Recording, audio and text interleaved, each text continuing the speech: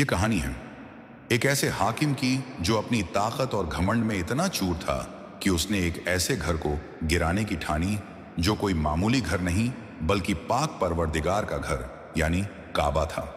ایسا کیا ہوا جس نے اسے یہ قدم اٹھانے کو اکسایا؟ تو چلیے جانتے ہیں اس ویڈیو میں۔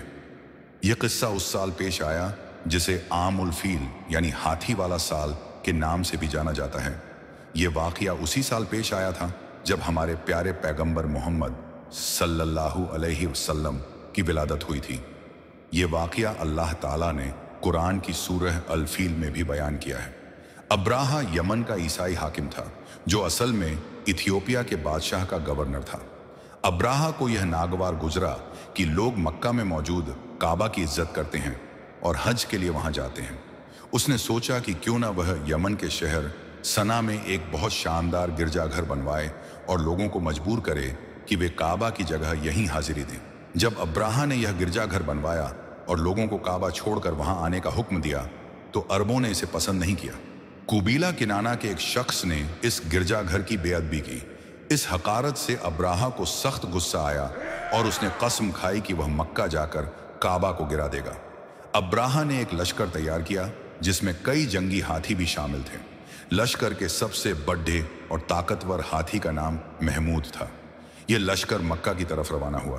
مکہ کے قریب پہنچ کر ابراہہ کے لشکر نے لوگوں کے اونٹ اور مویشی چھین لیے، جن میں پیغمبر صلی اللہ علیہ وسلم کے دادا عبد المطلب کے اونٹ بھی تھے۔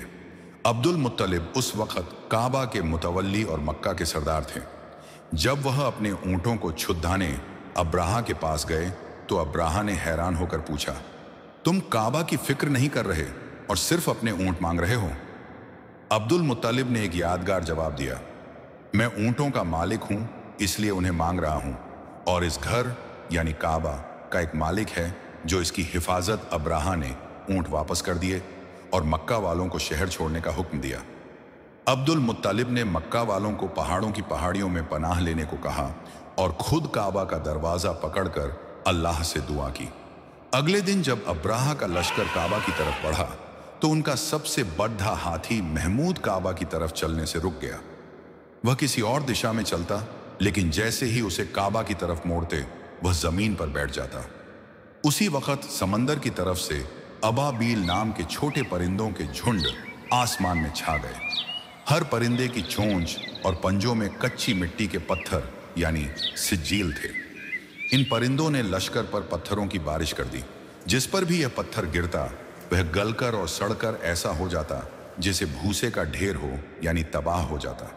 ابراہہ کا لشکر پوری طرح برباد ہو گیا۔ ابراہہ خود بھی شدید زخمی ہوا اور بھاگنے کی کوشش میں راستے میں ہی مر گیا۔ اس واقعے سے کعبہ کی حفاظت ہوئی اور عرب میں اللہ کی قدرت کا ادبھت نظارہ دیکھنے کو ملا۔